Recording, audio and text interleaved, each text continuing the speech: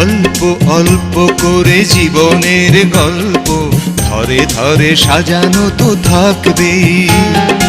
অল্প অল্প করে জীবনের গল্প ধরে ধরে সাজানো তো থাকবেই। কখনো সূর্য দিন, কখনো চন্দ্র রাত, কখনো গ্রহণ তো লাগবে। অল্প অল্প করে জীবনের গল্প ধরে ধরে সাজানো তো থাকবেই।